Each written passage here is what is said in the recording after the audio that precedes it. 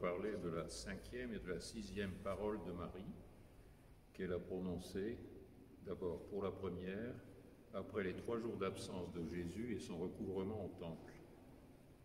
C'est l'amour des retrouvailles et de l'apaisement après l'inquiétude engendrée par la disparition de Jésus. Mon enfant, pourquoi avoir agi ainsi envers nous? Marie nous rappelle par là que le Seigneur est toujours déroutant. Il n'avertit pas quand il prend d'autres routes que celles que nous avions prévues et désirées. Que de pourquoi sans réponse dans notre existence. Jésus veut que nous lui fassions une absolue confiance.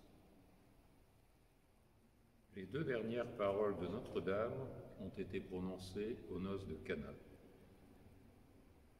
La 6e parole de Marie, « Ils n'ont plus de vin », c'est la vive flamme de l'amour qui compatit. Marie exprime son amour et sa compassion pour les autres. Elle se penche sur toutes les misères, sur celles du corps, mais plus encore sur celles du cœur, surtout si ces dernières sont le résultat du péché. Lequel péché prive du vin de la noce, c'est-à-dire de la joie de l'amour divin. Dans le cœur qui aime ardemment, Jésus inculque toujours sa pitié et sa tendresse. À nous d'aller vers tous ceux qui ont besoin de notre secours, de notre affection et du soutien de notre prière. Nous allons faire maintenant un petit point sur l'histoire de la ville et de ses habitants, et davantage ciblé sur la fin du XVIIIe siècle. En 1785, la chapelle fut détruite par l'autorité militaire, qui manquait alors de place pour les parades. La statue vénérée fut transportée vers le transept sud de la cathédrale, où nous nous trouvons actuellement. Et cette statue se trouve toujours là aujourd'hui.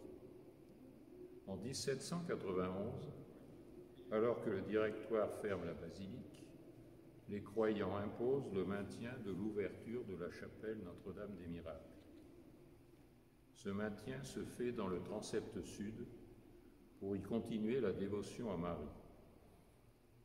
Les choses demeurèrent en l'état jusqu'à la suppression complète du culte catholique. On rapporte que les fureurs de la Révolution passèrent sans que l'image vénérée n'en ait aucunement souffert. Dès que les choses se relâchèrent, la statue fut transférée en l'église Saint-Denis jusqu'en 1803, où elle revint dans le transept sud et où elle est toujours aujourd'hui. On pourrait faire aujourd'hui un parallèle entre cette 5e parole de Marie et l'histoire de notre ville durant cette période trouble de la fin du XVIIIe, qui marque encore aujourd'hui notre pays.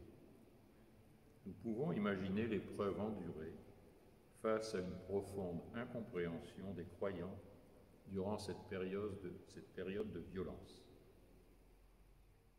Prions pour que l'Esprit Saint nous éclaire face aux imprévus qui se présentent à nous.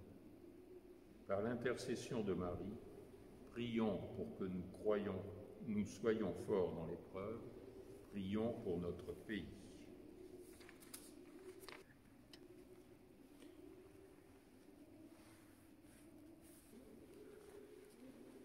Prions pour que nous sachions rester unis dans les épreuves. Prions aussi pour les nombreuses personnes qui sont dans l'action et sous les feux des projecteurs, particulièrement en ce moment, pour ceux qui doivent prendre des décisions difficiles. Prions aussi Notre-Dame d'intervenir auprès du Seigneur pour qu'il panse les plaies engendrées par les blessures de l'histoire de notre pays.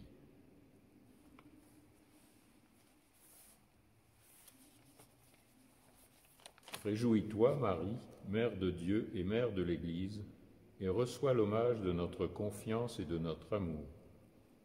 Toi qui es le secours des chrétiens, le refuge des pécheurs, le réconfort des malheureux, toi qui es notre espérance et notre vie, toi que nos pères ont appelé Notre-Dame des Miracles, Tant de faveurs nous sont venues par ta puissante intervention. Écoute notre appel, tourne vers nous ton regard plein d'amour, regarde surtout ceux qui souffrent et qui peinent. Ô Marie, comblée de grâce, Mère de Dieu et Mère des hommes, sois notre avocate. Prie pour nous, viens à notre aide, fais-nous accueillir Jésus, l'unique Sauveur, maintenant et à l'heure de naître à la vie éternelle. Amen.